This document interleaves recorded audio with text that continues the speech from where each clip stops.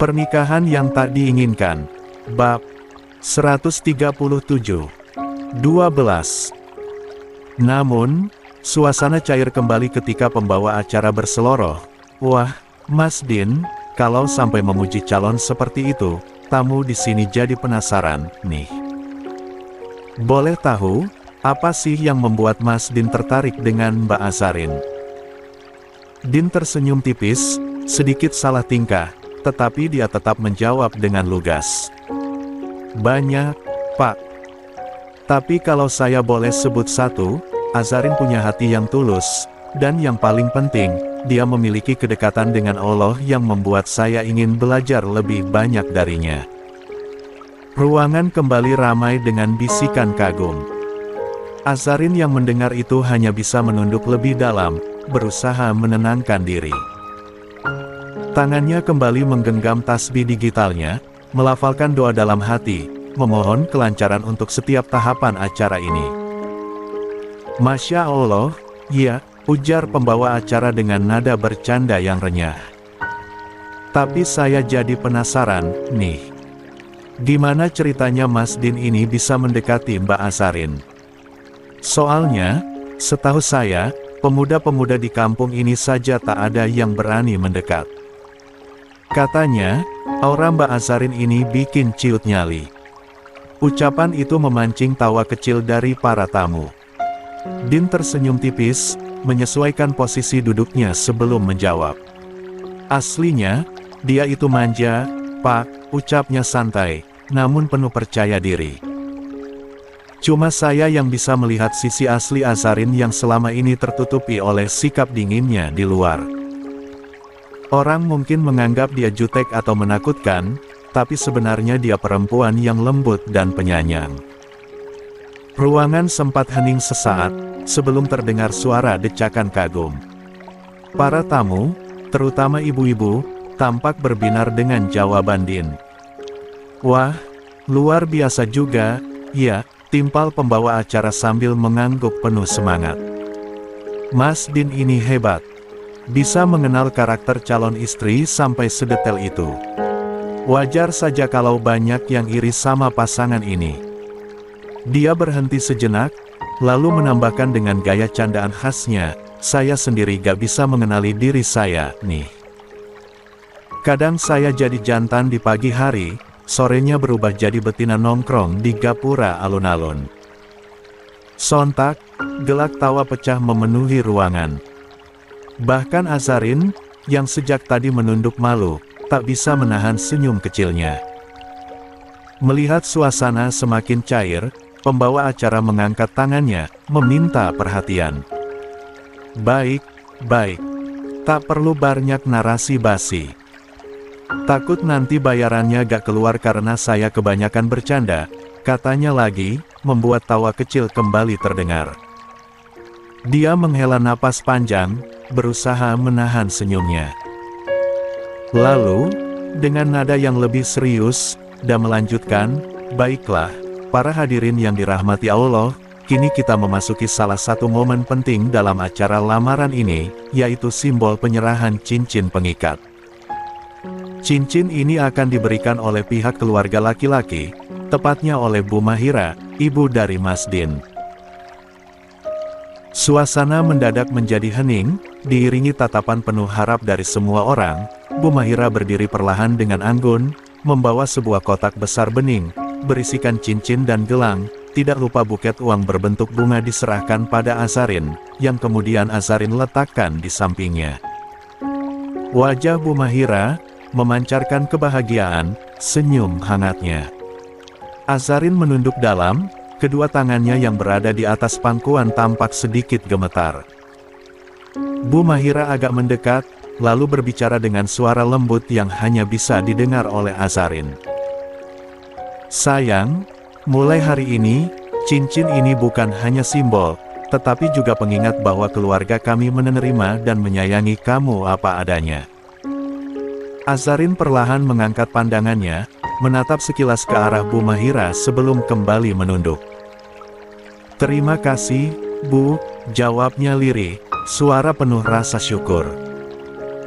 Dengan hati-hati, Bu Mahira menyematkan cincin itu di jari manis Azarin.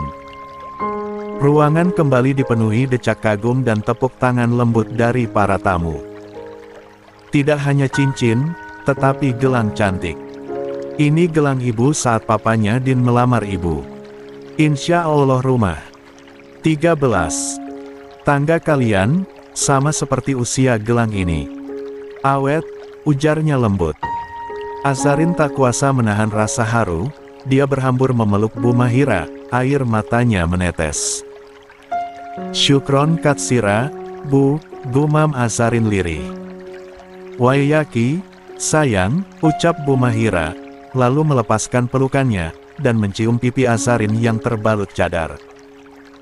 Ibu gak sabar, lihat kamu resmi menjadi menantu ibu, katanya lagi, tatapannya penuh kasih sayang. Azarin tersenyum di balik cadarnya, sambil menunduk malu. Sementara itu, di luar rumah terus menuntun langkah sang kakak, dengan gelisah. Ayo, Kak. Kita udah telat loh, ujarnya terburu-buru. Kenapa juga kalau telat, kita memang tidak diundang, Dek. Ayolah, kita pulang saja. Jenderal mendesah berat, tetapi Elsa masih belum menyerah. Kakak itu masih menantu di rumah ini, kenapa harus diundang sih? Lagian, tujuan kakak, kan pengen ketemu Kak Alea juga. Ayo kalau gitu, ujar Elsa, dan terus melangkah masuk ke rumah Azarin. 14. Suasana di ruang tengah, hingga ruang tamu rumah Azarin masih ramai. Para tamu undangan menikmati hidangan yang tersaji sambil berbincang akrab. Namun, di sudut ruang tengah, suasana terasa lebih hangat. Azarin duduk bersila sambil memangku Alina yang nyaman di pangkuannya. Senyuman kecil sering muncul di wajah Azarin ketika mendengar celotehan gadis kecil itu, sementara Din, yang duduk di antara kedua orang tuanya di seberang ruangan, hanya bisa mencuri pandang ke arah mereka, tersenyum tipis setiap kali melihat keakraban Azarin dan Alina. Bunda, panggil Alina dengan nada manja, seraya menatap Azarin penuh harap. Kata ayah kemarin, kalau Alina jadi anak solehah, penurut, mau pakai jilbab, dan belajar ngaji, Bunda akan bobo sama Alina. Azarin tertawa kecil mendengar ucapan polos itu. Dia merapikan jilbab kecil yang dipakai Alina sambil mengelus lembut pipi bulatnya. Insya Allah, sayang, jawabnya, memilih kata dengan hati-hati. Tapi Alina harus ingat, semua itu hanya Allah yang bisa tentukan. Alina mengerutkan dahi, lalu berkata dengan gaya kadelnya, kenapa insya Allah, Bun? Kata ayah, kalau udah ke Mekah lagi, Ayap sama Bunda bisa bobo sekamar. Terus Alina juga boleh ikut bobo sama ayah dan Bunda. Sama Denza juga. Azarin mendadak terdiam, tak langsung merespons.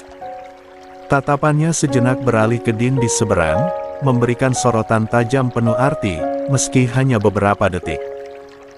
Namun, Din hanya mengangkat alis, terlihat kebingungan dengan arah pembicaraan. Azarin kembali fokus pada Alina. Dia memegang wajah mungil itu dengan kedua tangannya. Bunda gak bisa janji apapun, sayang.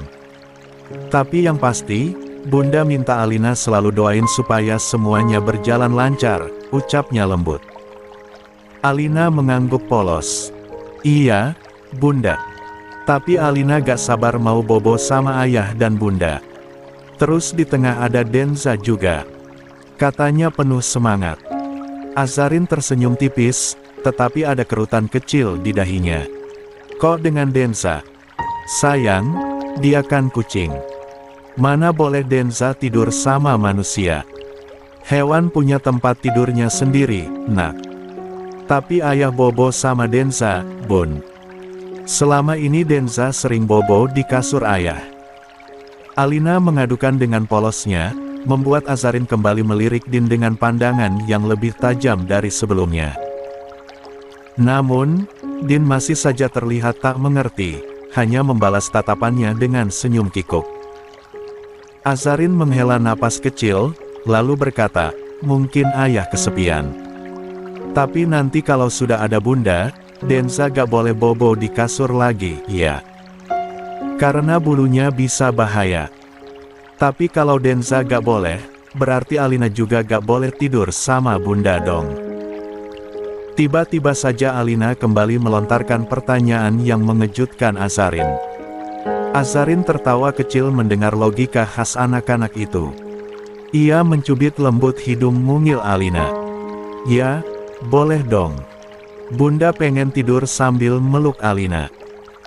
Mendengar jawaban itu, Alina bersorak girang, mengangkat kedua tangannya ke udara sambil berteriak, "Ye, asyik. Alina bobo sama bunda." Tingkah Alina yang ceria membuat beberapa tamu yang duduk di ruangan, termasuk Bu Mahira, Pak Argatama, dan Herlina, memandang penuh rasa penasaran. Bahkan Din, yang sejak tadi mencoba menyembunyikan senyumannya, akhirnya ikut tertawa kecil sambil menggelengkan kepala. Alina selalu berhasil bikin suasana jadi ceria, ya, gumam Bu Mahira sambil menatap lembut ke arah 15. Cucunya dan Azarin, yang kini tampak semakin dekat. Di tengah riuh rendah Tafewea dan celoteh Alina, suasana mendadak berubah saat seorang wanita melangkah pelan mendekat, lalu bersimpuh di hadapan Azarin. "Selamat ya, Kak Asa," ucapnya dengan senyum yang sulit diterjemahkan. Azarin mendongak, dan pandangannya bertemu dengan sosok yang tak asing, Elsa. Di samping Elsa, Jenderal duduk bersimpuh. Seketika, jantung Azarin berdegup lebih kencang, wajahnya memanas di balik cadar.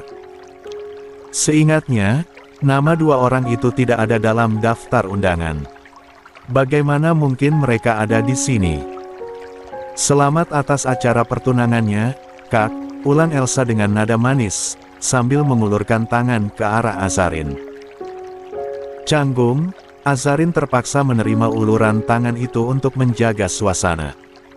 Jemarinya dingin saat menyentuh tangan Elsa, dan senyumnya yang tadi hangat berubah menjadi sekadar formalitas.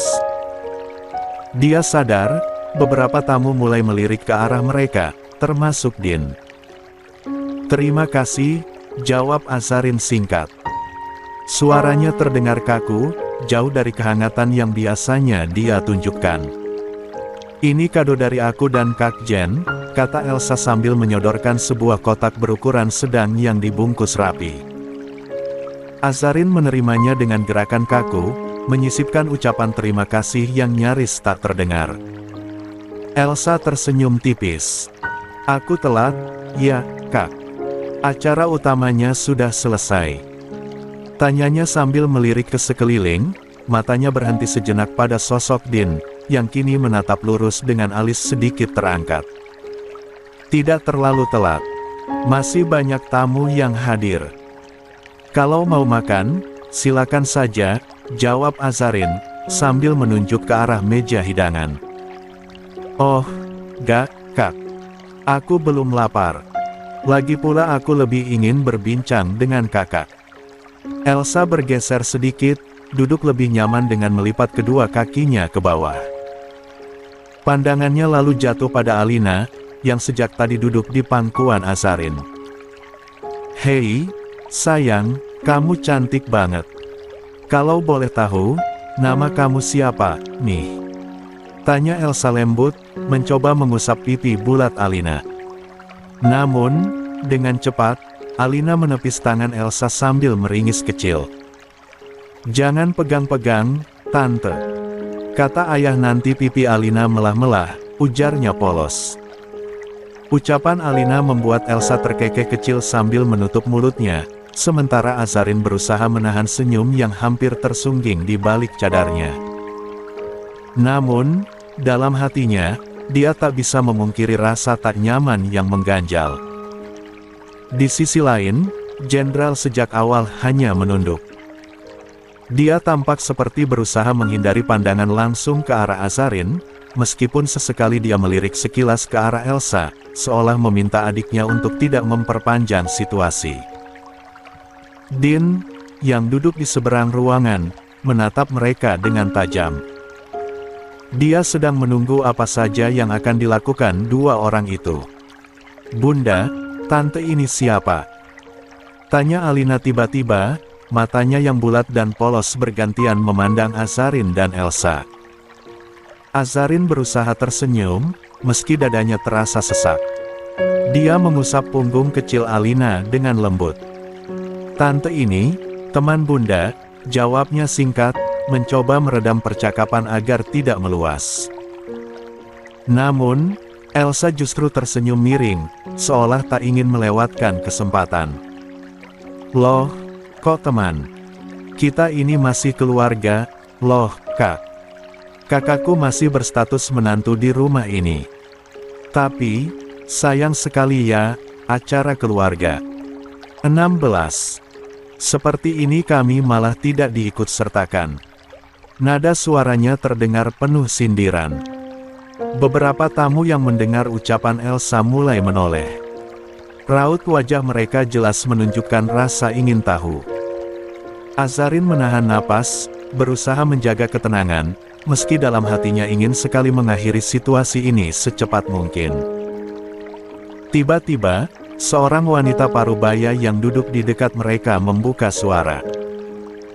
"Saya juga kalau jadi Neng Aza, mana mau mengundang mantan suami di acara penting seperti ini," ujarnya santai sambil melahap makanannya.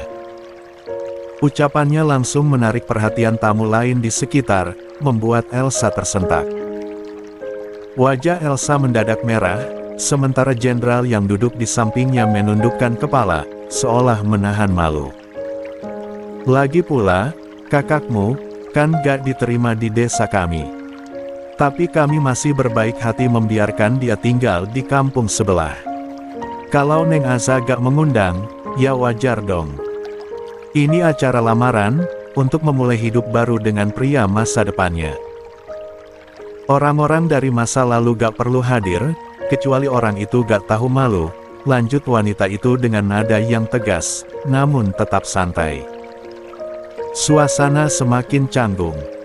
Elsa menatap tajam ke arah wanita tersebut, tetapi tak berani membalas. Sebaliknya, dia melirik jenderal, berharap pria itu mengatakan sesuatu. Namun, jenderal tampak terpaku, wajahnya memerah, entah karena malu atau menahan emosi. Akhirnya, jenderal angkat bicara. "Maaf, Sa," ucapnya lirih, suaranya terdengar berat. "Memang tidak seharusnya kami datang." "Kamu permisi," lanjutnya, berdiri perlahan dengan bertumpu pada tongkatnya. "Loh, Kak, tunggu." Elsa terkejut, ikut berdiri dan menggamit lengan jenderal.